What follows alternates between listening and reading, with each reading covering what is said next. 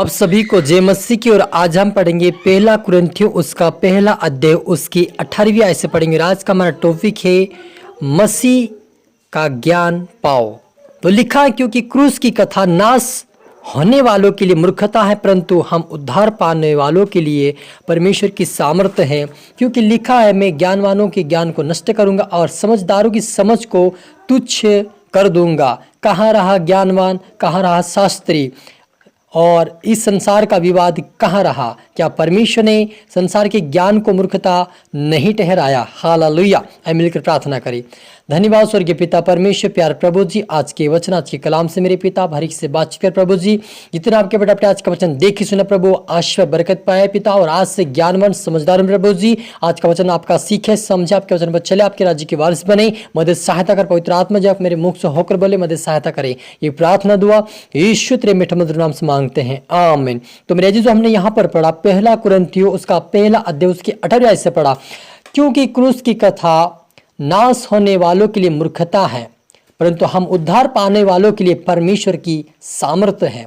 क्योंकि लिखा है, मैं ज्ञानवानों के ज्ञान को नष्ट करूंगा, समझदारों की समझ को तुच्छ कर दूंगा।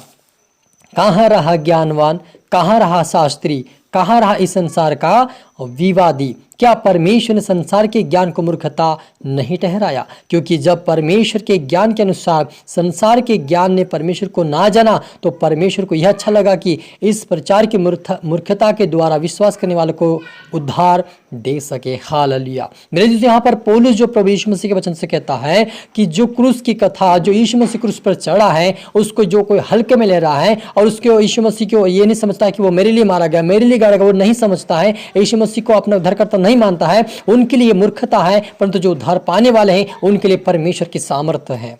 हालेलुया। मेरे जीजो, आप और मैं प्रभु यीशु मसीह को उद्धारकर्ता माना है, तो वह हमारा उद्धारकर्ता परमेश्वर हमें सामर्थ्य भी देगा। क्योंकि वह कहता है कि लिखा कि ज्ञानवानों के ज्ञान को मैं नष्ट कर दूंगा। मेरे अजीजों, जो संसार में जो अपने आप को ज्ञानी समझता है, अपने आप को समझदार समझता है और परमेश्वर का वचन सुनकर अनसुना करता है और अपनी मनमानी करता है, ऐसे लोगों को परमेश्वर कहता है कि उनके सारे ज्ञान को मैं नष्ट कर दूंगा और समझदारों की समझ को मैं तुच्छ कर दूंगा। मेरे अजीजों, जिस समय 2020 और 21 में, उस समय जब कोरोना वायरस आया, तो सारे लोगों को ज्ञानवान नष्ट हो चुका था, उनके सारी समझ को तुच्छ कर दिया परमेश्वर ने। क्यों? कि कोई भी उनका इलाज नहीं मिला। लेकिन जितने लोगों ने परमेश्वर के पास आए, जो उन्होंने प्रार्थना करवाई, उनकी रिपोर्ट नॉर्मल होगी और वो जीवित रहे। लेकिन लाखों लोग मर गए। क्यों मरे? क्योंकि उन्होंने अपने ज्ञान का और अपनी समझ का सहारा लिया था। क्योंकि यीशु मसीह के वचन में लिखा है, परमेश्वर कहता है कि तो अपनी समझ का सहारा ना लेना, वरन संपूर्ण मन से यहोवा के ऊपर भरोसा रखना। और भरोसा छोड़कर उन्होंने क्या किया?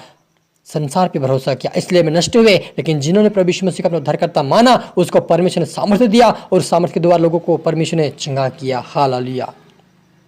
और लिखा है, क्योंकि जब परमेश्वर के ज्ञान के अनुसार संसार के ज्ञान से परमेश्वर को ना जाना, तो परमेश्वर को यह अच्छा लगा कि इस प्रचार की मूर्खता के द्वारा विश्वास करने वालों को उद्धार दे। क्या यहूदी, क्या यूनानी, परंतु हम तो उस क्रूस पर चढ़ाए हुए मसीह यीशु का प्रचार करते हैं, जो यहूदियों के लिए ठोकर का कारण है और अन्य जातियों के लिए मूर्खता है। परंतु जो बुलाए हुए हैं, क्या यहूदी क्या यूनानी, उसके निकट मसीह परमेश्वर के सामर्थ्य और परमेश्वर का ज्ञान है। क्योंकि परमेश्वर ने मूर्खता मनुष्य के ज्ञान से ज्ञानवान है और परमेश्वर की निर्बलता मनुष्य के बल से बहुत बलवान है। हे भाइयों, अपने बुलाए जाने को तो सोचो कि ना शरीर के अनुसार बहुत ज्ञानवान और ना बहुत सामर्थ्य, ना बहुत कुलीन बुलाए गए, परंतु परमेश्वर ने जगत के मूर्खों को चुन लिया है कि ज्ञानवानों को लज्जित करे, और परमेश्वर ने जगत के निर्बलों को चुन लिया है कि बलवानों को लज्जित कर दे। हालेलुया। मेरे अजीजों, परमेश्वर की मूर्खता लोगों के लिए एक ज्ञान और समझदारी है। वो परमेश्वर चाहता कि आप उसके परमेश्वर के वचन पे ध्यान दें, परमेश्वर के वचन को आप सुने, उस वचन पे चलें। क्योंकि परमेश्वर कहता है कि मैं ऐसे लोगों को चुना है जो मूर्ख थे, उनको मैंने बुद्धिमान बना दिया। हालेलुया। जो निर्बल थे उनके मैंने बलवान बनाया। सचमुच मेरे अजीजों, हम एक मूर्ख के समान थे, हमें कोई समझ नहीं थी, लेकिन परमेश्वर ने आप और मुझे चुना और बुद्धिमान बनाया। आप और मुझे चुना जब हम बीमारी में थे, तकलीफ में थे, समस्या में थे, गरीबी में थे, कंगालपन में थे, हम निर्बल हो चुके थे। उस समय परमेश्वर ने चुनकर आज आप और मुझे बलवान किया है। यह परमेश्वर का अनुग्रह मेरे अजीजों। जो कोई यीशु मसीह को उद्धारकर्ता मानेगा, उसको अपना उद्धारकर्ता मानेगा और वो ये विश्वास करेगा कि यीशु मसीह मेरे लिए मारा गया, मेरे लिए गाड़ा गया, मेरे लिए यीशु मसीह दुख को उठाया है, है, अगर वो विश्वास करेगा उसको परमेश्वर उद्धार देगा, उनको सामर्थ्य देगा और वो सामर्थ्य के द्वारा, उस आत्मा के द्वारा चलते रहेंगे संसार में भी और स्वर्गीय राज्य के वारिस भी बनेंगे। इसलिए आप और मुझे परमेश्वर ने चुना है, मौका दिया है, तो हमें प्रार्थना करना नहीं छोड़ना है, वचन पढ़ना नहीं छोड़ना है, उसकी आज्ञाकारिता में चलना नहीं छोड़ना है, लेकिन हमेशा प्रार्थना में, वचन में रहे, उपासना करे, परमेश्वर से मांगे प्रभु और मुझे सामर्थ्य दे, ताकि मैं आने वाली समस्या और संकट से मैं सामना कर सकूं।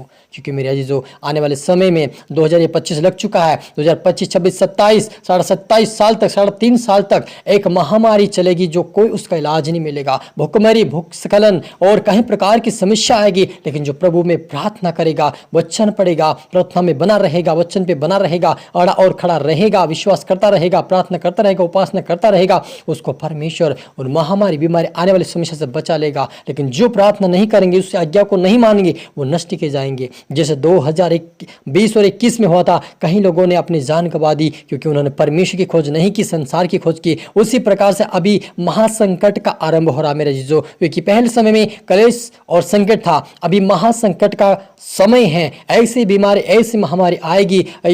वचन में लिखा है, मत्ती 24 के अंदर, 24 अध्याय के अंदर लिखा है कि ऐसा समय आएगा, ना तो कभी हुआ था ना कभी ऐसा होगा। इस प्रकार की एक महामारी आएगी, एक महासंकट आएगा और वो कभी टलेगा नहीं। धर्मी जनों के ऊपर विपत्ति आएगी, सभी के ऊपर, लेकिन जो प्रार्थना करेगा उनको परमेश्वर फेवर करेगा और बचा लेगा। इसलिए आप और मुझे अपनी समझ के सहारा नहीं लेना है, अपनी बुद्धि पे घमंड ना करे, लेकिन इस बात पे घमंड करके यहोवा मुझे जानता और समझता है, तो परमेश्वर आप और मुझे उठाएगा, ब्लेस करेगा, प्रार्थना में, वचन में बनाए रखेगा और वो उस महामारी और बीमारी से हमें बचाएगा। मेरा जी, जो इस संसार में आपको कोई भी सहायता नहीं कर सकता, सिर्फ ऐसा परमेश्वर ही है। इन समस्या और इन बीमारी को दूर करने वाला केवल परमेश्वर है, क्योंकि यीशु मसीह के वचन में लिखा है कि अंतिम दिन में ऐसा समय आएगा कि बड़े बड़े संकट और महाक्लेश के दिन आएंगे और जो कोई प्रार्थना करेगा वो बचाया जाएगा, लेकिन जो नहीं करेगा वो नष्ट अपने आप उनकी मूर्खता के कारण हो जाएगा। इसलिए आप और मुझे परमेश्वर के ऊपर विश्वास करना है कि यीशु मसीह मेरा उद्धार करता है, यीशु मेरे लिए मारा गया, यीशु मेरे लिए गाड़ा गया, उसके ऊपर मैं विश्वास करूंगा तो आपको परमेश्वर उद्धार देगा और ज्ञान और समझ देगा और सामर्थ्य देगा, ताकि आप उस शारीरिक जीवन के ऊपर और संसार के ऊपर जयवंत पाए, शैतान के ऊपर जयवंत पाए, खुदावन के राज्य के वारिस बने। वो सामर्थ्य प्रभु यीशु मसीह अपने उसके नाम से देगा आपको। इसलिए आप खोज करते रहे, प्रार्थना करते रहे, ताकि आप कमजोर ना पड़े, लेकिन खुदावन के राज्य का वारिस बन जाए। हालेलुया। मिलकर प्रार्थना करें। धन्यवाद मेरे आसमानी खुदा, मेरे प्रभु जी, आपके नाम की महिमा, आपके नाम की स्तुति मेरे पिता। आप बड़े, हम घटे मेरे पिता। में हर एक तमाम को तहत में शब्द प्रभु जी आपके बेटा बेटी देखे सुने हैं, वो आशीष बरकत पाए। आज से तेरे वचन पे, तेरे मार्ग पर चले, तेरे नाम को चौठाए प्रभु। जितने देखे हैं वो सुने प्रभु, वो बुद्धिमान, समझदार, ज्ञानवान बने, आपके राज्य, आपके धर्म की खोज करने वाले बने, आपके नाम को चौठाने वाले बने। मदद सहायता मेरे पिता परमेश्वर। मैं सभी तभी की तरह आत्म शब्द मेरे पिता। प्रार्थना सुना से धन्यवाद मेरे पिता। प्रार्थना दुआ यीशु के नाम से मांगते हैं, आमीन आमीन। जय मसीह की।